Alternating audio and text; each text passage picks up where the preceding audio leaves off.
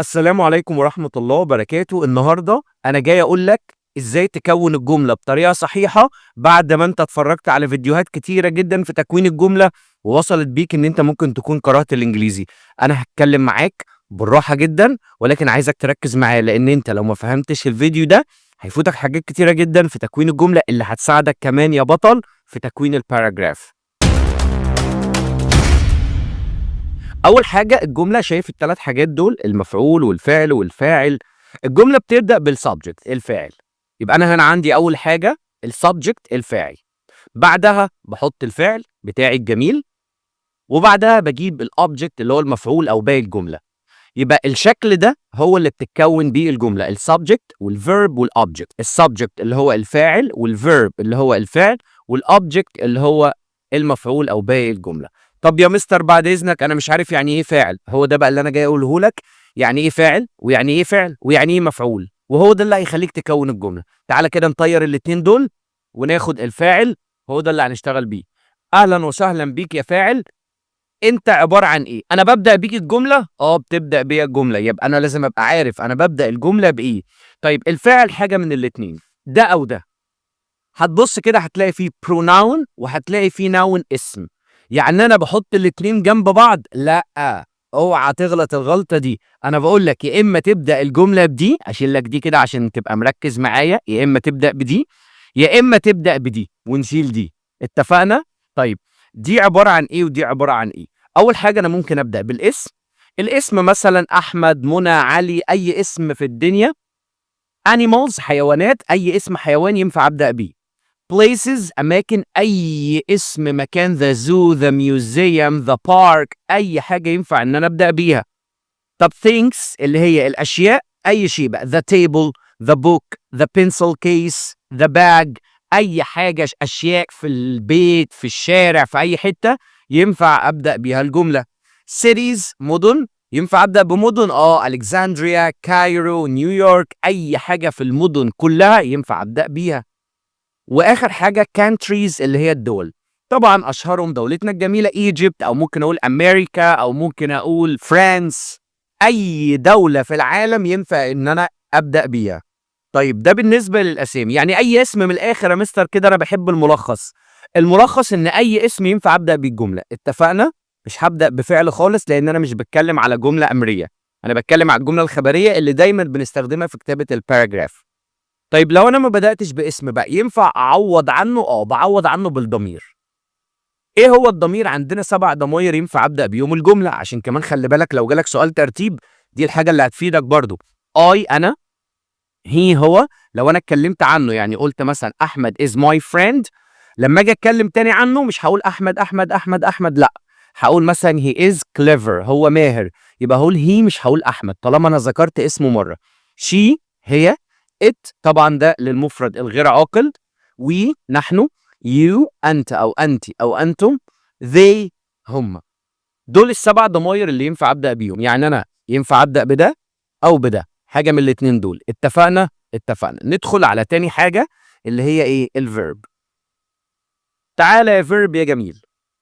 الفيرب اللي هو تاني حاجه في الجمله الفعل. خد بالك من النقطه دي، لازم تاني حاجه في الجمله تكون الفعل، دي حاجه مهمه جدا جدا. زي مثلا play، go، drink، eat، travel، buy. الافعال بتاعتنا بقى يلعب، يذهب، يشرب، ياكل، يسافر، يشتري. وطبعا التصريفات بتاعتهم يعني played went drank ate traveled bought. التصريف التاني بتاعهم كمان ينفع ان انا ابدا بيه بعد الفاعل مباشره، يعني بحط الفاعل وبحط بعديه الفعل سواء في التصريف التاني او في الانفينيتيف. طيب باقي الجمله بقى بيبقى عامل ازاي؟ ما هو انا هقول لك بقى باقي الجمله بناء على اللي انت كتبته. يعني ايه؟ يعني باقي الجمله مش حاجه ثابته هقول لك اتفضل اهو، ولكن احنا دلوقتي هنضرب امثله مع بعض.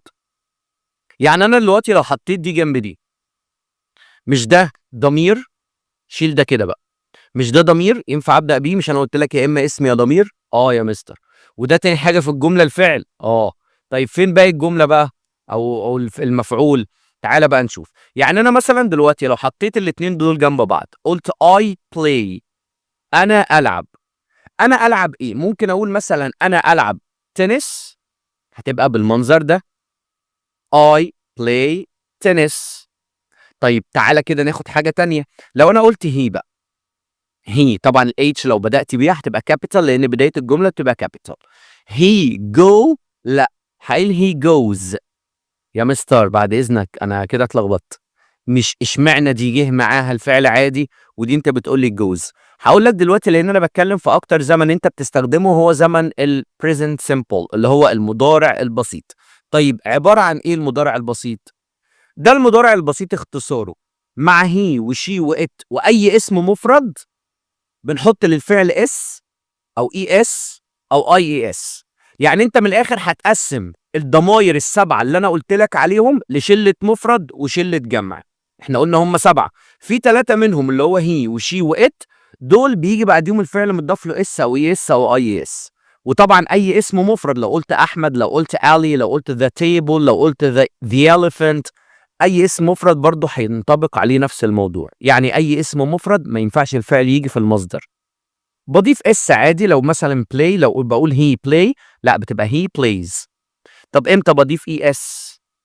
بص بقى على نهاية الفعل وانت تعرف. لو نهاية الفعل اكس او او او اس اس او اس اتش او سي اتش، لو نهايته مش بدايته نهايته بضيف للفعل اي اس. يعني ما ينفعش اقول he watch TV، لا، اخرها سي اتش يا مستر. ممتاز، اهو سي اتش اهو. يبقى هعمل ايه؟ هضيف لها اي اس، يبقى he watches TV. وطبعا بتنطبق على كل الكلمات، وبتنطبق على دي كمان اللي احنا لسه متكلمين عليها. لما قلت لك تعال يا ورقه يا جميله، لما قلت لك he goes، هي اصلا goes اصلها ايه؟ اصلها go، يعني اخرها او، واهو اهو الاو اهو. خلاص، يبقى انت لازم تبقى حافظ بس الجدول ده اكس او اس اس اس اتش سي اتش. قولها كده كم مره هتلاقيها اتحفظت معاك. طب امتى بضيف اي اي اس؟ لما الفعل بلاقيه اخره واي ويسبقه حرف ساكن. يعني ايه؟ تعال نبص كده. يعني مثلا كلمه he study his lessons، طبعا دي غلط لان هي ده مفرد والفعل ما بيجيش في المصدر بعده. طب هنا هضيف له اس يا مستر؟ لا، بص يعني عايزك تركز معايا. هنا الواي لما يكون اخره واي ببص على اللي قبليه، اللي قبليه ده دي، الدي ده ساكن.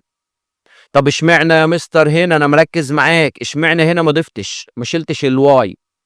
علشان قبلها حرف متحرك اللي هو الاي. يبقى انا هنا لو قبله حرف ساكن بشيل الواي واحط اي اي اس. يعني هنا هتبقى he studies his lessons. بص كده studies، بص الاي اي اس، يبقى الواي اتشالت واتحط مكانها اي اي اس.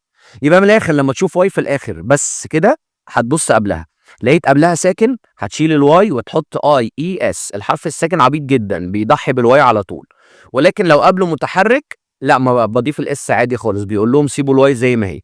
طب بعد اذنك يا مستر عشان انا ما عندي مشكله، انا مش عارف ايه الحروف المتحركه وايه الحروف الساكنه. بص يا سيدي، الحروف المتحركه A E I O U، A E I O U. طب الحروف الساكنه يا مستر؟ باقي الحروف يا معلم. ايه ده؟ يعني انا هحفظ الخمسه دول ان دول متحركين واي حاجه تانية تيجي تبقى ساكنه؟ بالظبط كده. طب تعالى نرجع بقى للوضع اللي احنا كنا بنقوله. احنا قلنا I play، he go ولا goes؟ اخرها او هي بطل. البطل اللي كان مركز معايا هيقول لي لا هنضيف لها اي اس، طبعا هنضيف لها اي اس. طيب لو شي بقى مع دي، شي درينك، ينفع بالله عليك؟ شي من شله المفرد، والمفرد لازم الفعل يتضاف له اس او اي اس او اي اس. طيب هنضيف له ايه؟ شي درينكس. طب هتبقى عامله ازاي يا مستر؟ ممكن نقول شي درينكس بس كده، هو ينفع نقول شي درينكس، ولكن انا عايزك بطل وبص معايا كده يا بطل ويا بطله. بنقوله ايه بقى؟ she drinks milk. milk هنا بقى ده الاوبجكت اللي هو باقي الجمله، وشي ده الفاعل subject، ودرينكس لا ده الفعل اللي هو الفيرب. يبقى فاعل فاعل باقي الجمله، او فاعل فاعل مفعول. ايه ده؟ الجمله تمشي كده على طول؟ ده الموضوع طلع سهل. بص كده بص كده بالله عليك. هنا we eat، eat هنضيف لها حاجه؟ لا. الجامد قال لا اكيد طبعا. ليه؟ لان وي من شله الجمع. احنا قلنا المفرد بس اللي هم هي وشي وات واي اسم مفرد هم اللي بضيف الفعل اس او اي اس او اي اس. يبقى هنا وي من شله مين؟ من شله الجمع. وي ايت، وي ايت. طب احنا بناكل ايه؟ تعالى نشوف. we eat apples. احنا بناكل تفاح. طب يا مستر التصريف بتاع الوضع بتاع الجمله دي عامل ازاي؟ we ده الفاعل subject، وايت ده الفيرب اللي هو الفعل، وابلز ده اللي هو الاوبجكت اللي هو المفعول او باقي الجمله. طب هنا they travel. they travel هم بيسافروا. هم بيسافروا. ينفع نقول they travel بس؟ ينفع نقول they travel بس، ولكن احنا بنكمل الجمله بتاعتنا ونحط الاوبجكت بتاعنا، بنقوله هيسافروا فين؟ هيروحوا فين؟ هنا بقى they travels to America. انت بقى دلوقتي بعد الشرح ده كله حاسس ان في غلطه في الجمله دي ولا لا؟ طبعا انا عايزك لو انت اتدربكت شويه وقف الفيديو وبص فيها كويس كده. they travels to America. طبعا المفروض تروح جاي قايل لي لا يا مستر مفيش اس هنا، بعد اذنك يا مستر they من شله الجمع، والجمع بياخد infinitive عادي، الجمع ما بنضيفش للفعل حاجه، يبقى they travel، يبقى الاس هنا ايه؟ غلط. لازم تاخد بالك من التركات دي. they travel to America يعني هم بيسافروا لأمريكا. وفي الآخر بقى هكتب لك حاجة فيها غلط برضو، وانت بقى هتصحح الغلط اللي موجود فيها، بس عايزة بقى تركيز جامد جدا. هقول لك منى. منى طبعا مفرد، خد بالك مش شرط هي وشي وإت بس. منى tries to win. البطل والبطلة هيقول لي الغلط فين؟ اقول لك كمان اسهلها عليك، هنا في كلمة tries دي فيها غلطة. انا بتكلم دلوقتي في زمن المضارع البسيط. حاول بقى على قد ما تقدر كده ركز، ولو ما كنتش مركز ارجع بص على الفيديو تاني، ومستني اجاباتك في التعليقات عشان تثبت لي ان انت جامد وتقول لي انا بقيت فاهم تكوين الجملة كويس يا مستر. بالتوفيق يا رب.